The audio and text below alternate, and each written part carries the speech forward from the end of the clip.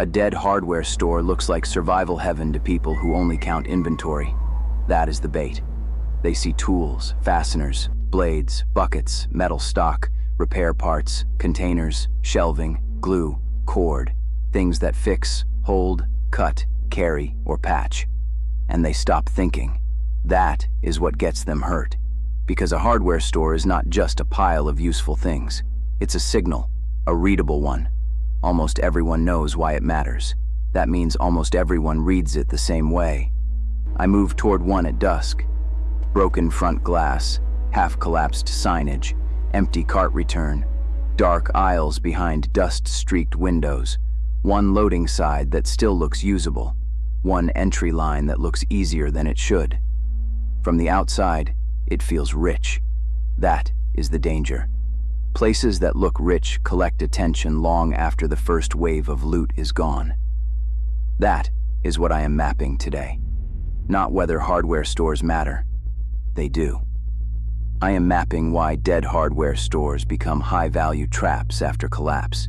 Because a place can still be full of solutions and still be one of the worst places to trust. First problem, hardware stores concentrate too much obvious value. That sounds good until you remember how survival pressure works. People don't move randomly after collapse. They move toward problem solvers, toward water, toward medicine, toward fuel, toward shelter, toward places full of objects that can be turned into control. A hardware store is one of those places, and not subtly. Everybody understands the appeal. That means the place becomes readable even to people who are not smart enough to use it well. That is bad for me. Because obvious value creates repeat attention. Repeat attention creates pattern. Pattern creates trap logic. Now the store is not just a supply location. It is a predictable draw. The more straightforward the value is, the less private my interest becomes. If I want what everybody else wants, and everybody knows where it is, then I'm not approaching a hidden resource. I'm stepping into a public argument. That is why concentrated value gets dangerous fast. Not because the stuff is useless, because the location stops belonging to the first person who finds it. It belongs to the pattern around it. Second problem, the layout turns abundance into funnel geometry. This is where people stop thinking like survivors and start thinking like shoppers. Bad habit. A hardware store teaches movement, main aisles, end caps, narrow side rows, tool section, fastener section, back storage, garden side, loading access. All of it encourages commitment. That is what stores are built to do. Guide movement, direct attention, keep bodies flowing deeper. That design logic does not disappear after collapse. It gets meaner. Now the aisles limit speed. The shelving blocks sight lines. The front entrance reads too clean. The back access becomes a question mark. And the deeper I move for better material, the more the store starts owning my route. That is bad ground. Because good salvage shouldn't require me to surrender geometry. If I have to move through tight, predictable lanes to reach obvious value, I'm not just scavenging. I'm being shaped. That is the part people miss. The store isn't full of stuff. The store is full of lanes. Third problem, repeated scavenger traffic makes the place easier to read and easier to trap. This is the ugly part.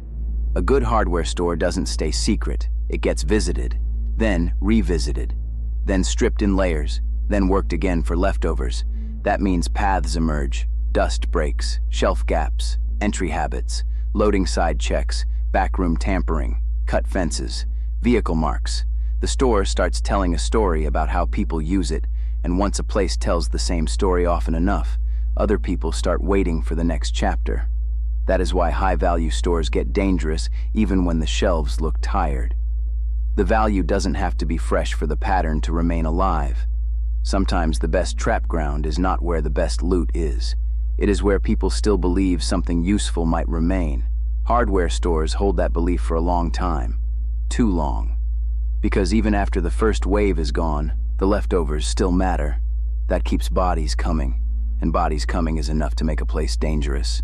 Fourth problem, the materials are real, but the timing and exit cost get expensive fast. This is the trap inside the trap. A hardware store really does hold useful things. That is what makes the bad read so easy. You aren't wrong that the value is there. You're wrong if you think that alone makes the store workable. Because the question is never just, what can I get? The real question is, what does it cost me to get it clean? Time, noise, depth, route commitment, visibility, exit delay, second trips, attention. The best materials are often farther in, lower down, heavier, or more annoying to pull loose than people expect. That is how timing gets ugly. Now I'm taking too long, moving too deep, thinking too specifically, loading too much, all inside a place everybody already understands. That is not a clean salvage equation. That is a widening debt. If the material is useful but the store keeps increasing my exposure every minute I stay, then the store is charging me for the privilege of being right. That is bad value. Fox rule. A store full of useful things isn't useful if everybody else can predict exactly why you came.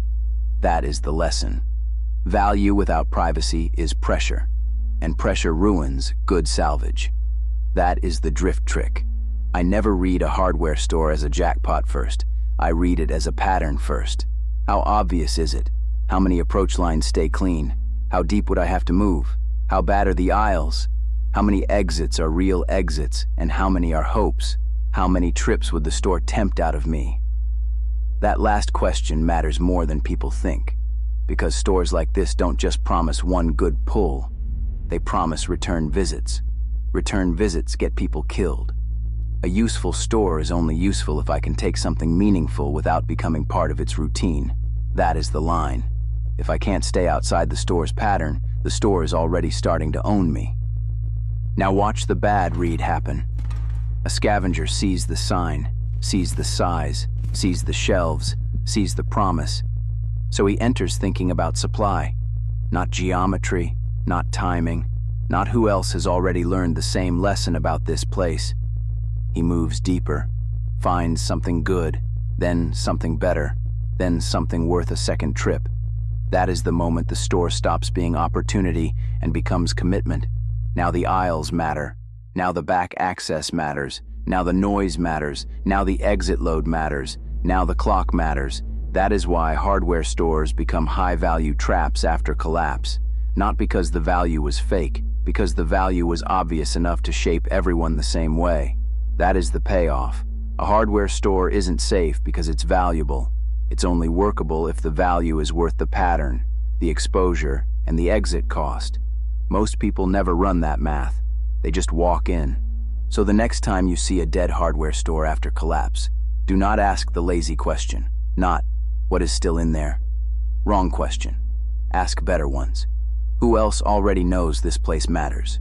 What shape will the aisles force on me? How deep would I have to go? How many exits stay honest? How much of the store's value depends on me staying too long? That is how I read high-value ground. Not by what it contains, by what it turns people into. What dead place should I map next? Drop the next drift.